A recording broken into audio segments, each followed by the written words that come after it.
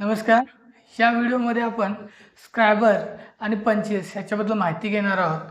तर स्क्रायबर आपण आपल्याला जे ड्रॉइंग किंवा मॅन्युफॅक्चर करायला जॉब असेल तर आपल्याला ड्रॉइंग भेटलं जातं आणि ते ड्रॉइंग आपण काय करतोय की पहिला वाचतोय, रीडिंग व्यवस्थित करतोय, समजून घेतोय आणि नंतर आपण काय करतोय जॉबवरती मार्किंग करतोय. कारण त्याच डायमेन्शनमध्ये किंवा त्या मार्किंगपर्यंतच आपल्याला मटेरियल कट करायचं असतं. मग हे मार्किंग करण्यासाठी जे वापरलं जातं साधन तर ते स्क्रायबर आहे. तर स्क्रायबर हा हाय कार्बन स्टीलपासून बनवला जातो आणि हा स्क्रायबर हा दोन पद्धतीने असतात. जसे दोन टाईपचे असतात. तर पहिला टाईप जे आहे तो प्लेन स्क्रायबर आहे. हा अशा पद्धतीने प्लेन स्क्रायबर आहे. इमेजमध्ये पण तुम्हाला दिसत असेल. त्यानंतर हे त्याचे स्ट्रेट एज असणार आहे, शार्प एज असणार आहे आणि हा प्लेन स्क्रायबर आहे. तर प्लेन स्क्रायबरमध्ये हा जो बॉडी आहे किंवा हा जो पोर्शन आहे हा पोर्शन आपल्याला नर्लिंग केलेला भेटतो. नर्लिंग म्हणजे काय? हे एक लेथचं ऑपरेशन आहे. लेथचं जे ऑपरेशन आहे आपण ते व्हिडिओमध्ये बघू नंतरच्या. तर हा अशा पद्धतीने नर्लिंग केलेला पोर्शन भेटेल तुम्हाला. ह्याच्यामुळे काय होणार आहे की ग्रिप भेटणार आहे. तर नर्लिंग करण्याचा उद्देश काय असतो की ग्रिप भेटण्यासाठी आपण हे नर्लिंग करतोय. त्यानंतर हा जो काय पॉईंट आहे, जो काय हा अँगल आहे किंवा तुम्ही जर असं बघितलात तर हा जो काय अँगल आहे इथं तयार होणारा तर हा 12 डिग्री ते 15 डिग्रीपर्यंत असतो. ठीक आहे. त्यानंतर ह्या स्क्रायबरची जी काही लेंथ आहे ही तुम्हाला 125 mm ते 200 mm पर्यंत तुम्हाला याची लेंथ ही भेटेल बघायला. तर हा स्क्रायबर प्लेन स्क्रायबर आहे आणि तो साधारणपणे आपण मार्किंग करण्यासाठी एक पेन्सिल पद्धतीने त्याला यूज करून पेन्सिल पद्धतीने पकडून आपण त्याच्यावर मार्किंग करणार आहोत. तर नेक्स्ट स्क्रायबर म्हणजे तो बेंड स्क्रायबर आहे. बेंड स्क्रायबर पण अशाच पद्धतीने असतो, फक्त त्याला या पोर्शनला इथं त्याला हे असं बेंड केलेलं असतं. इमेजमध्ये पण तुम्ही बघत असालच तर ती ह्या पद्धतीने तुम्हाला बेंड स्क्रायबर बघायला भेटतो. ही जी काही लेंथ आहे ही लेंथ 20 mm ते 30 mm एवढं अंतर ठेवलं जातं आणि हे इथं केलं जातं. आता प्लेन स्क्रायबर असताना हा बेंड स्क्रायबर तयार करण्याची काय गरज पडली तर बेंड स्क्रायबर हा जो पोर्शन आहे हा जॉबला सेंटरमध्ये सेट करण्यासाठी किंवा जॉब ट्रू करण्यासाठी लेथमध्ये तर ह्या बेंड स्क्रायबरचा यूज केला जातो. एक तुम्हाला आता या इमेजमध्ये तुम्हाला दिसत असेलच की आपण बेंड स्क्रायबरचा यूज करून आपण कसा जॉब ट्रू करतोय. त्यानंतर हा हा जो काही स्क्रायबर आहे तर हा स्क्रायबरचं हे जे काही टोक आहे तर हे वारंवार वापरल्यामुळं हा बेंड होत असतो किंवा बोचट होत असतं. तर त्याला आपण काय करणार आहोत रिशार्पनिंग करणार आहोत वारंवार. तर ह्या स्क्रायबरची निगा व काळजी कशी ठेवायची की वारंवार हा जो पार्ट आहे तो ग्राइंडिंग करून ठेवायचा. नेक्स्ट वन हा पार्ट आपलं काम झालं की ह्याच्यावरती एक कॅप असते प्लास्टिकची तर ते प्लास्टिकची कॅप घालायची आणि त्याला ठेवायचं. हा स्क्रायबर कुठे कधी कधी आपण खिशात ठेवणार नाही आहोत कारण हे जे टोके दोन आहेत हे खूप शार्प असतात, ते आपल्याला टोचून इजा करू शकतात. तर ह्या स्क्रायबरबद्दल आणखीन काही तुम्हाला शंका असतील तर कमेंटमध्ये सांगा, आम्ही ती कव्हर करू. आपण आता पंचेस रिगार्डिंग माहिती घेऊया. पंच मी आता ही डायग्राम बघतो. तर पंचेस किंवा पंच पंच देखील ह्याला हा स्क्रायबर सारखाच असतो पण ह्याचं खालचं टोक तुम्हाला त्याचा जो अँगल आहे तो डिफरन्स भेटेल बघायला. तर ही जी काय बॉडी आहे ती नर्लिंग केलेली असते सेम स्क्रायबर प्रमाणेच, पण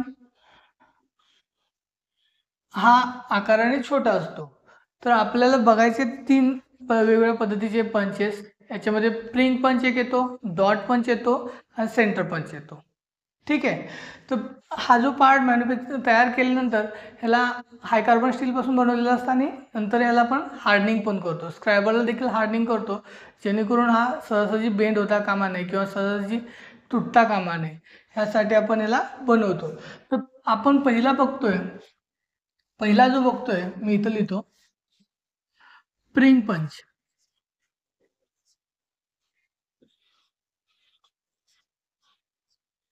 प्रिंग पंच.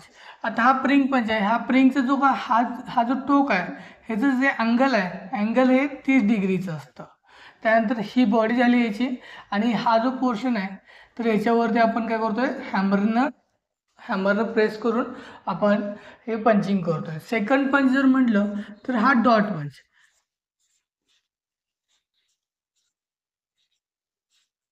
डॉट पंच हा सेम डॉट प्रिंग पंच सारखाच असतो, पण फक्त याचा अँगल हा तुम्हाला 60 डिग्रीमध्ये भेटतो. काही वेळा तुम्हाला असं पण भेटेल की प्रिंग पंच म्हणजेच डॉट पंच हा असं देखील कन्सिडर केला जातो, कारण पुस्तकामध्ये तसंच दिलेलं आहे आणि तुम्ही पेपरमध्ये पण तसंच फॉलो करा. शक्यतो करून डॉट पंच हा 60 डिग्रीचा असतो आणि प्रिंग पंच हा 30 डिग्रीचा असतो,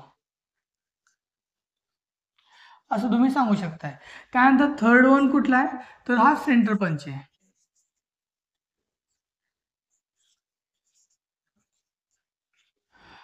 तर हा 90 डिग्रीचा असतो. म्हणजे इथं जो अँगल तुम्हाला भेटणार आहे ह्या पंचचा, तर तो 90 डिग्रीचा असतो. तर तिन्ही पंचचा वेगवेगळ्या पद्धतीने उपयोग केला जातो. हा सेंटर पंच जो आहे तो आपण ड्रिलिंग करायचं असेल तर ड्रिल केलेला पॉईंट तुम्हाला सेट करायचा आहे किंवा बरोबर इंडिकेट करायचा आहे, किंवा ड्रिलचा जो वेव अँगल आहे किंवा ड्रिलचा जो कटिंग पॉईंट आहे तर तो टच करायचा आहे, तर तुम्ही हा सेंटर पंच वापरून तिथं मध्ये सेंटरला करून तुम्ही सेंटर करू शकताय. नेक्स्ट वन आपण बघणार आहोत.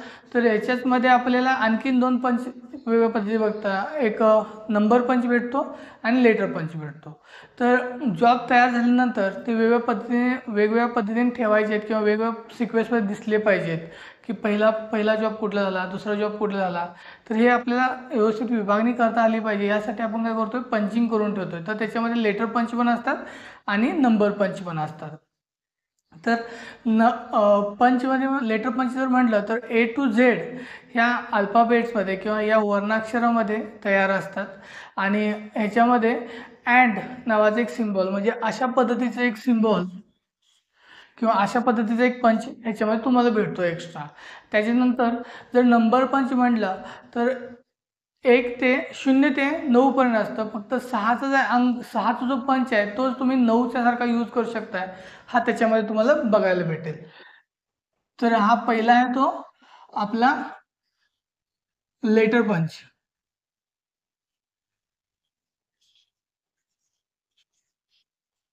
याच्यामध्ये A to Z, आणि दुसरं आहे ते नंबर पंच.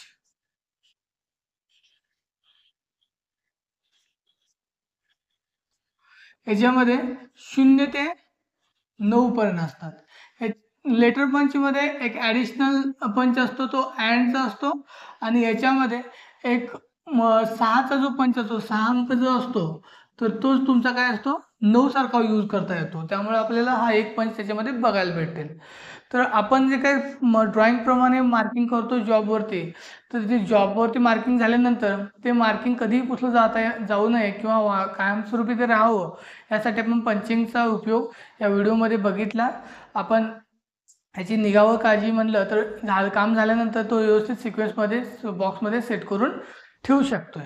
आणि या पद्धतीनं आपण स्क्रायबर आणि पंचेस हे बघितलेलो आहोत. याचा उपयोग कसा केला जातो आपण या व्हिडिओमध्ये बघितलेलो आहोत. थँक्यू.